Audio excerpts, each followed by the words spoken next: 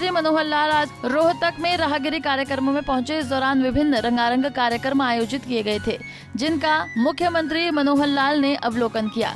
साथ ही बच्चों से भी बातचीत की। राहगिरी कार्यक्रमों में मलखम दिखाने आए गुरुकुल के बच्चों के प्रदर्शन से वो काफी खुश नजर आए।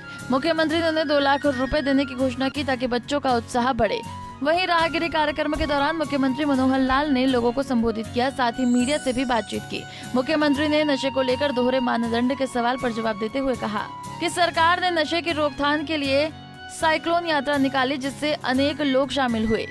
वहीं उन्होंने शराब की बिक्री के सवाल पर कहा कि जबरन शराबबंदी के परिणाम अच्छे नहीं होते। सरकार चाहती है कि जागरूकता से नशे को खत्म किया जा सके। सवाल उठाए जा रहे हैं कि शराब को लेकर सरकार दोहरे मापदंड को अपना रही है। देखिए, दोहरे मापदंड का विषय नहीं होता।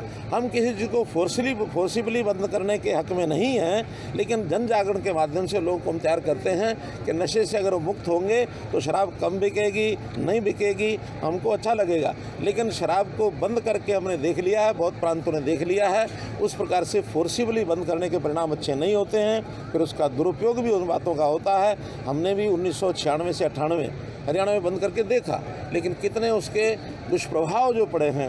आज भी बहुत स्टेट्स उस प्रकार का कर रही हैं, लेकिन वो बंद हो नहीं पा रही है। हम चाहते हैं कि लोगों में जागृति पैदा करके उन चीज़ों से दूर किया जाए। तो वहीं मुख्यमंत्री ने 5 राज्यों में होने वाले विधानसभा चुनाव में भाजपा के खिलाफ बहुमत आने पर प्रतिक्रिया देते हुए कहा कि इस तरह के सर्वे का उनके पास कोई रिकॉर्ड नहीं है, लेकिन ये तय है कि भाजपा पार्टी पहले से बेहतर परफॉर्मेंस करेगी। उन्होंने कहा कि लोगों का मन भाजपा के प्रति बना है और आने वाले समय में भाजपा को ही वोट देंगे। ये किसी प्रकार का सर्वे ना तो हमको कोई जानकारी है, ना हमको ये मिला है, और किसी राज्य में हार का कोई विषय नहीं है। इसलिए जितने भी राज्यों के चुनाव होंगे निश्चित रूप से उनमें भी हम आगे बढ़ेंगे, जो पहले हमारी परफॉर्मेंस से भी आगे बढ़ेंगे, और लोकसभा में तो निश्चित रूप से हम जीते रहेंगे। मंत्रियों को विधानसभा में उतारना, सांसदों को विधानसभा।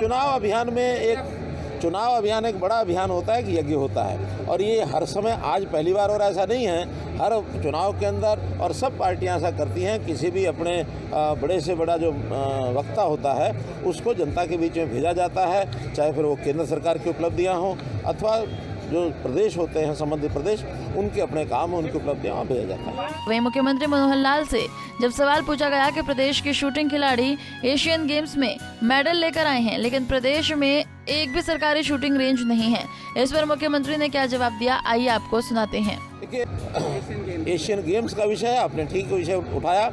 बहुत जगह से हमारी पास डिमांड आई हुई है कि हम शूटिंग रेंज बनाएं। निश्चित रूप से बड़े शहरों के अंदर इस प्रकार का शूटिंग रेंज बनाने का हमारे स्पोर्ट्स डिपार्टमेंट का कार्यक्रम है। बहुत जल्दी उसके परिणाम निकलेंगे कि जितना ऊहापोह का एक व्यक्ति का जीवन हो गया है, चाहे वो विद्यार्थी हो, चाहे जवान हो, चाहे वो हमारा वृद्ध आयु हो, चाहे महिला हो, पुरुष हो, ऐसे सब लोगों को कम से कम एक समय ऐसा होना चाहिए जब वो अपनी व्यक्तिगत चिंताओं से मुक्त होकर के ऐसे किसी सामाजिक कार्यक्रम में सांघिक तौर पर इकट्ठे मिल करके भाग ले, जिसमें विभिन्न यानी जो भी प्रक्रियाएं हैं, चीज़ें हैं, खेल हैं, मनोरंजन के साधन हैं, बाकी सब चीज़ें हैं, उसके अंदर वो भाग ले, उसको देखे, तो निश्चित रूप से उसके जीवन के अंदर एक सुंदरता आएगी, एक अच्छापन आएगा, और वो अपनी व्यक्तिगत ऊहापोह से, तनाव से बाहर निकलेगा।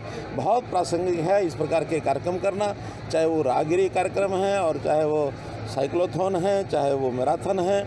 इन सब कार्यक्रमों के माध्यम से, जैसे पुराने समय में सांघिक खेल होते थे, बड़े बड़े मेले भी लगते थे, कुश्तियाँ होती थी, अब आज शायद शहरों में उस प्रकार के कार्यक्रम करना तो कठिन है, लेकिन आज के हिसाब से इस प्रकार के कार्यक्रमों का एक सिलसिला अगर शुरू होता है तो समाज जीवन के अंदर अच्छा एक संदेश जाएगा।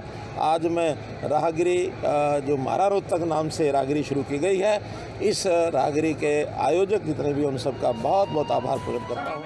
वहीं धान खरीद को लेकर मुख्यमंत्री ने किसानों को भी 2 टूक जवाब दिया। उन्होंने कहा कि किसान अपनी धान की फसल को सुखा ले तभी उनकी खरीद होगी।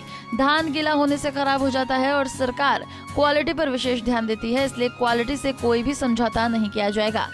रोहतक से दीपक भारद्वाज, पंजाब केसरी टीवी। हमसे जुड़े रहने के लिए हमारे YouTube चैनल को सब्सक्राइब करें और नई वीडियो की नोटिफिकेशन के लिए बेल आइकॉन को दबाएं।